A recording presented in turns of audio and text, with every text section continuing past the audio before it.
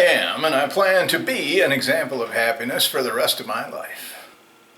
They're going to see my 98-year-old self and say, that old boy is happy. He's making the most of every moment he has left. He's not sitting there cursing himself for some wrong turns in life. He's enjoying now. He's obviously so old he's forgotten he wasn't Bill Gates or Warren Buffett. He was a good guy and all, but he never had the lead in the rat race. It's illogical to judge yourself for your past by any standard because it roadblocks your happiness. So we'll let it go now for a smile, for the smart choice that says if happiness can come to me now, I'll do what I must to have it come to me. Because the time for postponing it, in the hope that postponing it will make me perform better so I can run that rat race better, is not now. Now is the time to cash in on all the free happiness that is dropped in front of me now as part of the gift of my life and my clear mind. Free happiness that is dropped in front of me. Just forget the past. So easy as we get older, just forget the past, forget it, let go of control. Let it be. Trust. Know that all is well. You're getting it right now when you lighten up. Follow your good feelings. Look for reasons to feel good, lots of reasons. I can accept that I am able to feel better about things. I'll feel less responsible for other people's emotions too. That's a huge burden to give up, to set down, to walk away from. And in doing this, I'll comfort my comforters who are helping me out and are doing so that I will feel better. So the curse of a difficult situation, this reliance on others, the payment for those services, is to feel better. And I can do that easily right now, and so can you. I can do this right now by focusing on being a little happier, feeling a little better. That's why your friend Doug is here, and that is so good. We'll walk these corridors of your mind, and I'll help you through the maze of choices about how to feel, and I'll guide you to the choices about what to think about so that you can find your way to the best place. It doesn't take a perfect body or lots of social status or a ton of money in the bank. Are there people with a ton of money in the bank and fame and beauty and youth and accolades who are often unhappy? Yes, there are. So it is true that these things don't make you happy or unhappy. You do. And I'm helping you find that place, that feeling. It isn't dependent on your circumstances. There is no law that states that you can't feel good if your situation isn't perfect. No referee is going to blow the whistle on you and call a penalty. There's no flag on the plate. No 15-yard penalty for being happy with no reason others can see. They are powerless to stop you. You may remember an old movie about Allied soldiers in a Nazi prison camp. And the Nazis wanted to control the prisoners completely in their Nazi manner. But the prisoners had learned a song, a German song, and would sing it in German to their overlords to annoy them. The English translation was, "My thoughts are free." Die Gedanken sind frei was the theme song of the White Rose, a German group that opposed Nazi totalitarianism. They were caught and executed, but the Allies dropped leaflets with their manifesto over Germany to encourage those who were resisting.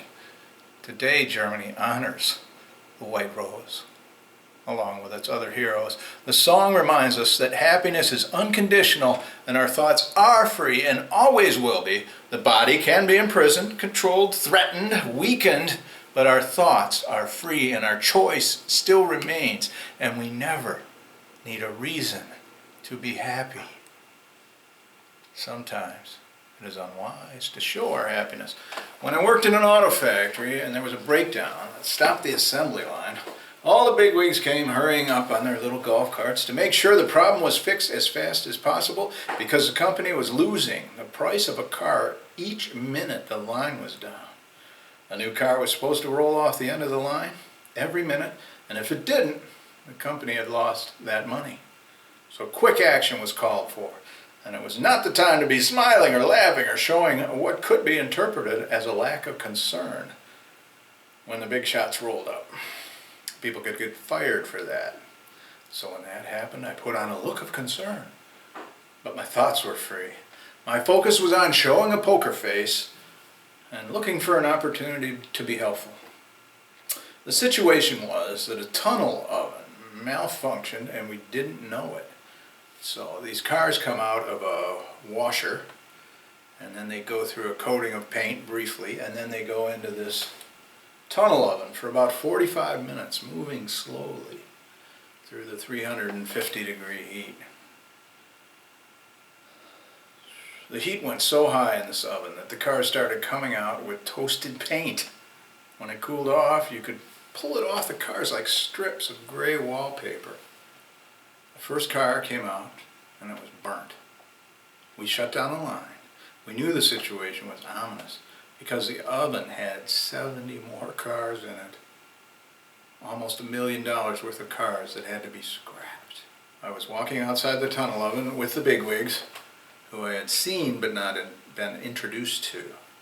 It was almost 400 degrees inside the oven, and I was pulling open the doors to see, along with the bigwigs, the condition of the cars inside the oven. We were walking along the oven. There are doors every 20, 30 feet, so I'd pull them open. Every time they were burnt beyond repair. I was evidently doing a great job hiding my happiness and looking anxious and concerned. All the people with me were too. Some were angry and looking to fix blame, but every indication was a temperature controller had failed and let the oven go to its highest possible temperature, so they couldn't find a human scapegoat. Suddenly I realized I was the messenger, opening the doors to the disaster. I began to feel real concern that somehow I would incur their wrath. At that moment, one of the bigwigs gave me a wry smile and a quick wink and looked away. In that moment, I knew he had his job because of his way with people. He had so much strength in that difficult situation that he had some left over to share with me. A young man he didn't know, but he knew was under pressure. You have so much strength within you that you have some to share with others. I do too, and we share it with each other, as good people have done as long as people have been here. That is the beautiful thing about humans. There is always this willingness to help, at least from some of us, and at some time in each life, in every one of us. Your job now is to be happy, as best you can, as often as you can, so that the people that are helping you cope with an imperfect body or a sleepy and forgetful mind are rewarded by reaching their goal, which is to make your situation less stressful, so you can feel better. Your assignment is to be as happy as you can, without explaining it to anyone. Well-being is the example you can give. You want to feel useful, do it. Be happy. Who doesn't feel uplifted when they see an example of well-being? It might seem like you've run your race, and now you aren't feeling very useful. But you still have one more gift to give. You have an important gift to give the world. All those you see can benefit from your quiet happiness, steady and sure. We'll stay on this theme throughout our time together, because it's the way you can feel useful and valued. And now, we'll enjoy a little music. That song I mentioned, My Thoughts Are Free.